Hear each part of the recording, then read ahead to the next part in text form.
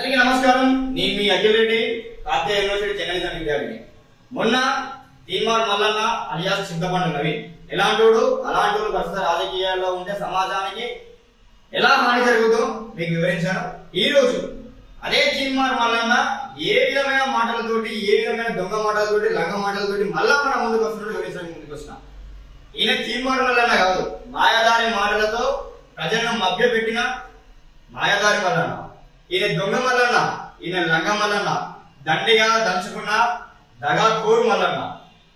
మొన్న ఈయన వేసిన ఎమ్మెల్సీ నామినేషన్ లో ఈయన కొన్ని ఆస్తులు ప్రకటించిండు.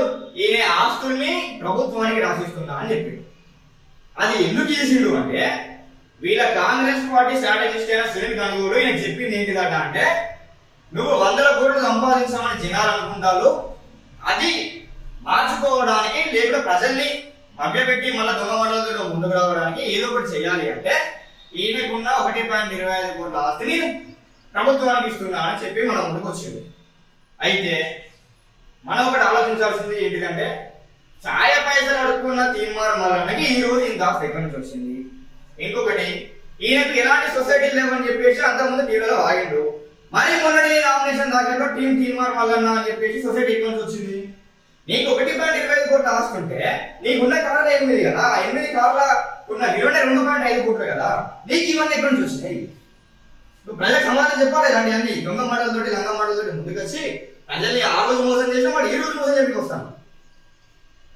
ఎంతో మంది దగ్గర దండుకున్నావు, ఎంతో మంది దగ్గర దోసుకున్నావు. ఏ రోజు వచ్చి ప్రచారం చేస్తాను. నిరుద్యోగుల్ని మోసం చేసింది, గ్రాడ్యుయేట్ మోసం చేసింది ఫస్ట్ నువ్వే, ఒకటి మోసం చేయలే. ప్రజలారా ఒకటి గుర్తుంచుకోవాలి, గ్రాడ్యుయేట్ సోదరులారా ఒకటి గుర్తుంచుకోవాలి.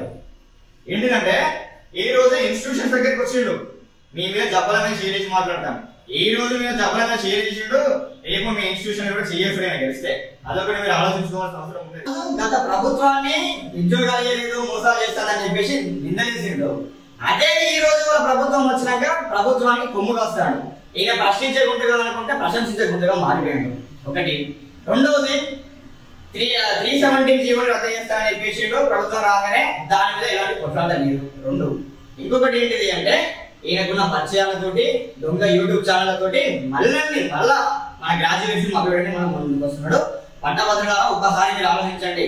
స్ట్రాటజిస్ట్ గెలవాలన్నా, స్ట్రాంగ్ గ్రాడ్యుయేట్స్ గెలవాలన్నా, మన గొంతు గెలవాలన్నా, లేకపోతే ప్రశంసించే కాంగ్రెస్ గొంతు గెలవాలన్నా, ఒక్కసారి మీరు ఆలోచన చేయాల్సిన అవసరం ఎంతగానో ఉంది. నేను ఒకటే చెప్తున్నా, నా పోరాటం జర్నలిజం ముసుగులో జనాన్ని మోసం చేస్తున్నా తీన్మార్ మల్లన్న మీద. నా పోరాటం జర్నలిజాన్ని వాడుకుంటూ సొమ్ము చేసుకుంటున్న దొంగ మల్లన్న మీద. నా పోరాటం తన స్వార్థం కొరకు జర్నలిజం విలువల్ని తొక్కేస్తున్న తొండి మల్లన్న మీద. మీరందరూ కూడా కళ్ళు తెరవాల్సిన అవసరం ఉన్నది.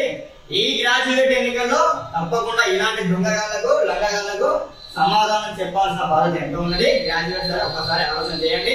ఈ ఎన్నికల్లో ఎవరు మనకు మంచి చేస్తారు, ఎవరు మనల్ని ఆదుకుంటారు, ఎవరు మన గొంతై అసెంబ్లీలో, శాసన మండలిలో గర్జిస్తారో ఒక్కసారి మీరు ఆలోచన చేయండి.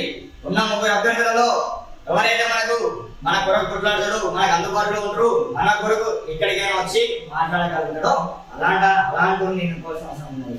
ఇలాంటి ఎన్నుకుంటే ఈ రోజు 100 కోట్లు వేరే 1000 కోట్లు అయితే అలాంటి గెలిస్తే ఇవాళ మన నడుమే చేయబెట్టాడు, నిద్ర చేయబెట్టాడు, ఈ రోజు కింద పెట్టాడు, అలా పాదాలకు వస్తాడు.